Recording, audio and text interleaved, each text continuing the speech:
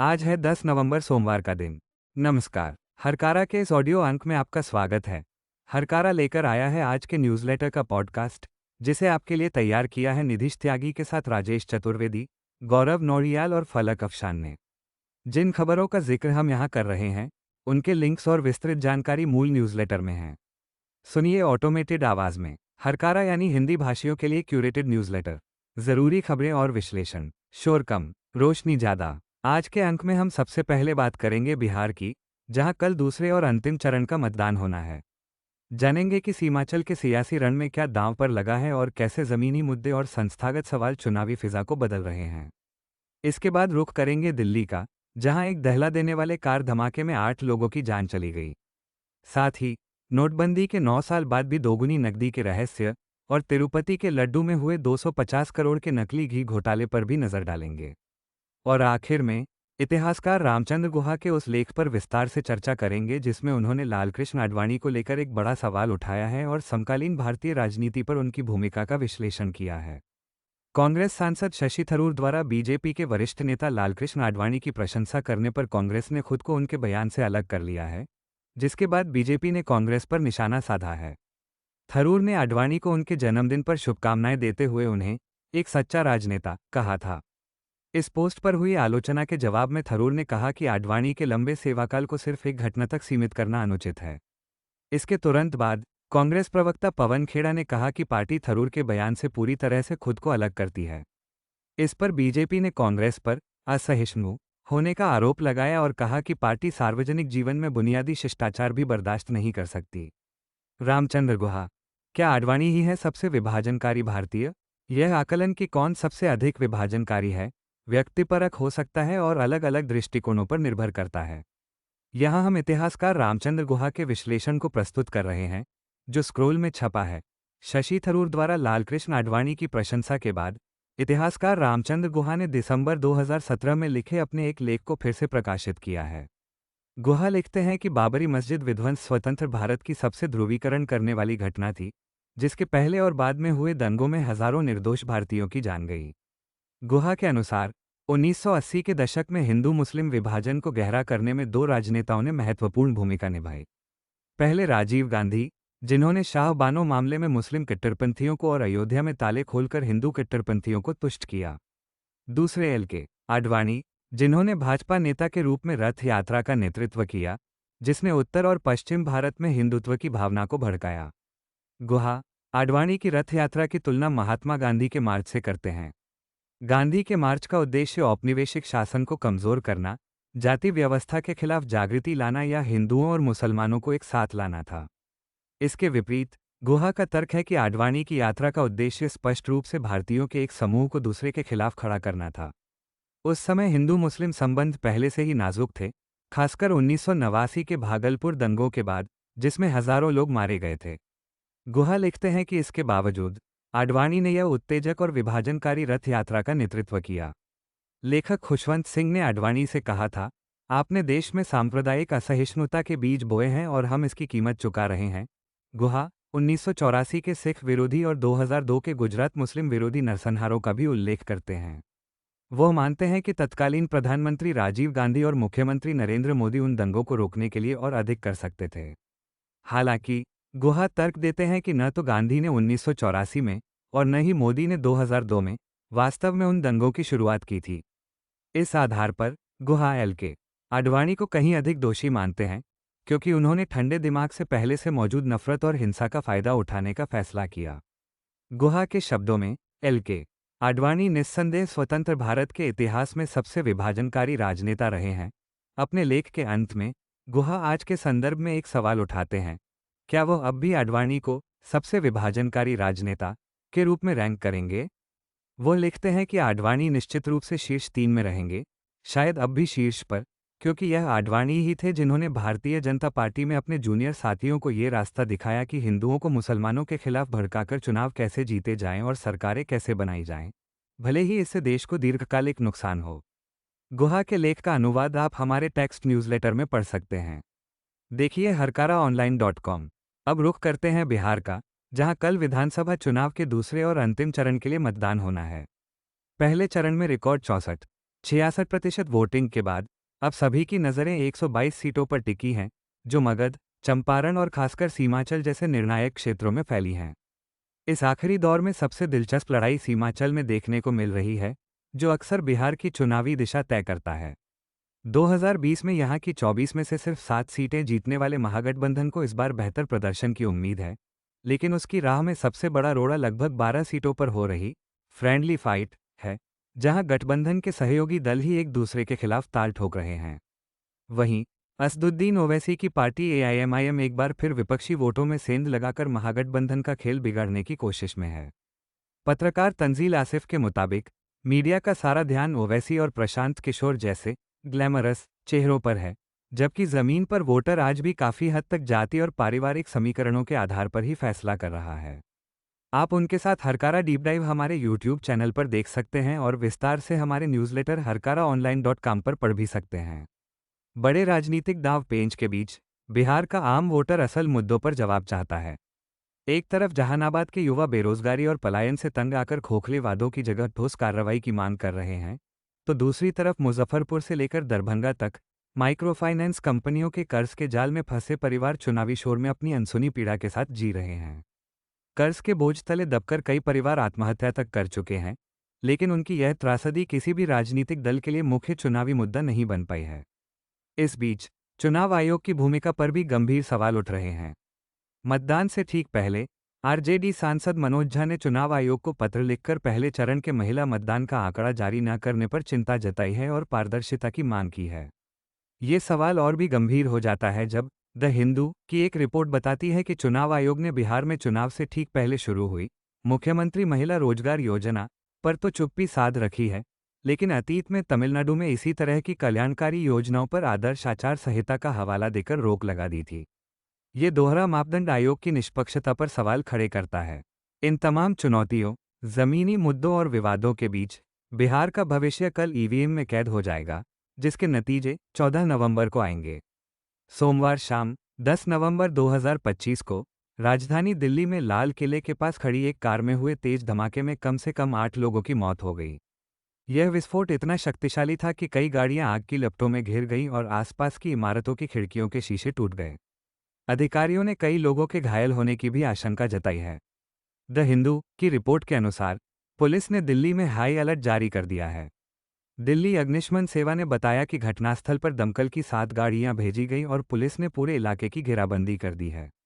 अग्निशमन सेवा के एक वरिष्ठ अधिकारी ने बताया कि विस्फोट रेड फोर्ट मेट्रो स्टेशन के गेट नंबर 1 के पास खड़ी एक कार में हुआ, जिसकी तीव्रता बहुत ज्यादा थी। घटनास्थल के दृश्यों में जलती हुई कारों से आग की ऊंची लपटें उठती हुई दिखाई दी।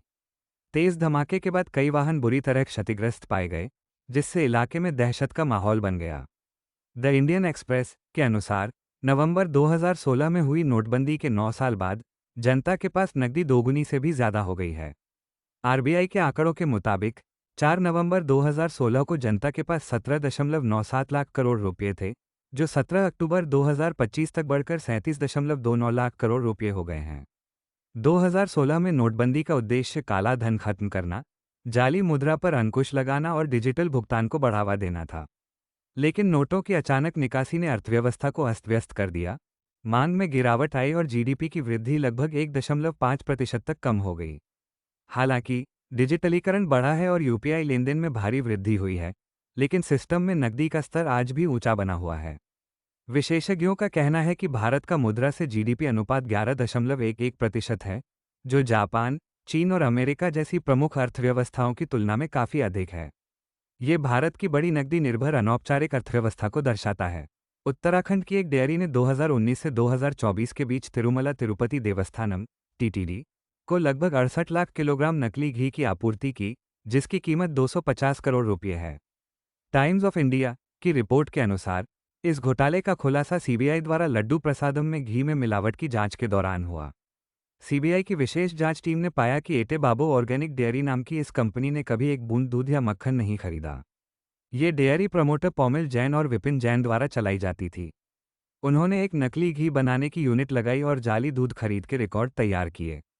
जांच में यह भी सामने आया कि पिछले साल टीटीडी द्वारा मिलावटी पाए जाने पर खारिज किए गए घी के 4 कंटेनरों को ही दोबारा लेबल बदलकर ट्रस्ट को वापस सप्लाई कर दिया गया।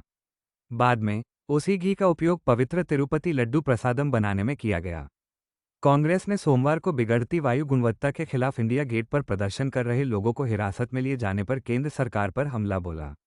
रविवार को राजधानी में खराब हवा के खिलाफ माता पिता और पर्यावरण कार्यकर्ताओं ने इंडिया गेट पर विरोध प्रदर्शन किया था, जिसके बाद पुलिस ने कई प्रदर्शनकारियों को हिरासत में ले लिया था।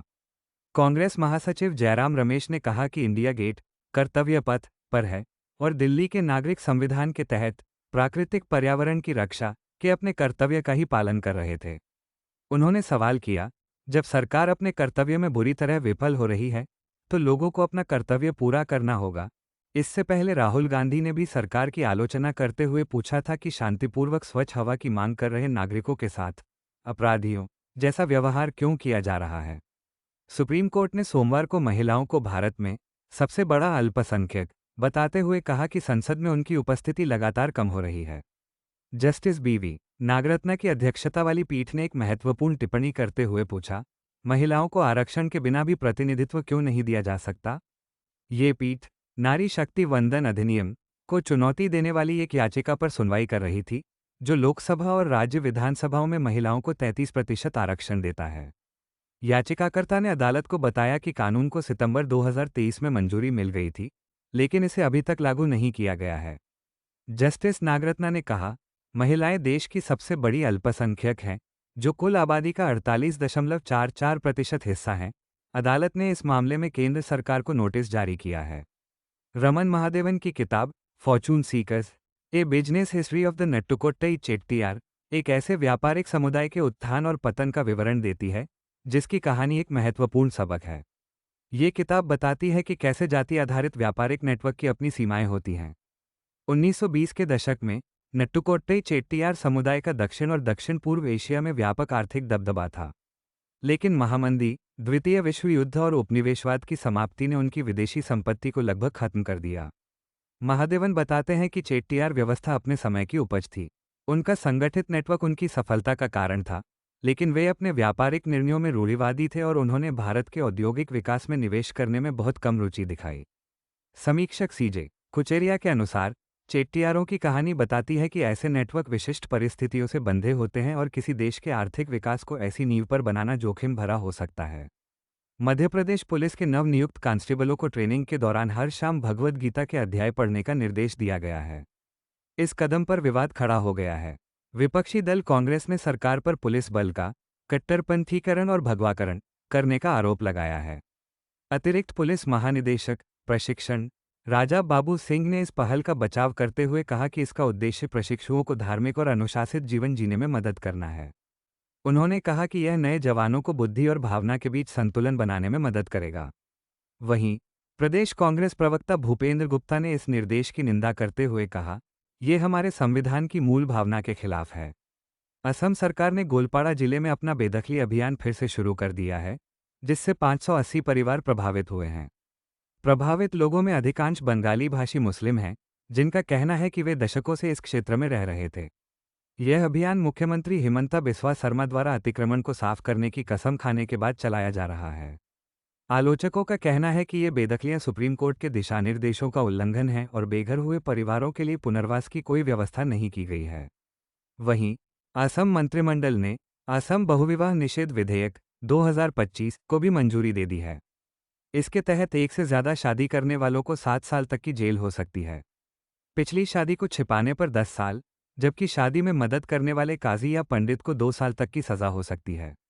उत्तर प्रदेश के मुजफ्फरनगर में डीएवी पीजी कॉलेज के बीए द्वितीय वर्ष के छात्र उज्जवल राणा की दिल्ली के सफदरजंग अस्पताल में मौत हो गई। छात्र ने बकाया फीस जमा न कर पाने पर कॉलेज प्रबंधन और पुलिस द्वारा कथित तौर पर परेशान किए जाने के बाद खुद को आग लगा ली थी।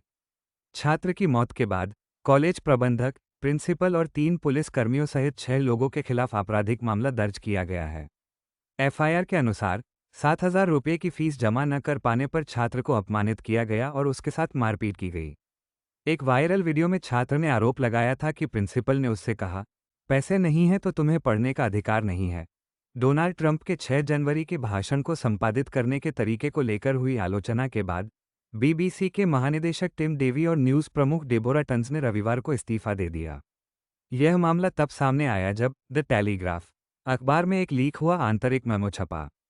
इस मेमो में आरोप लगाया गया था कि बीबीसी पैनोरमा वृत्तचित्र में ट्रंप के भाषण के हिस्सों को इस तरह जोड़ा गया था जिससे ये लगे कि वो अपने समर्थकों को कैपिटल पर हिंसा के लिए उकसा रहे थे।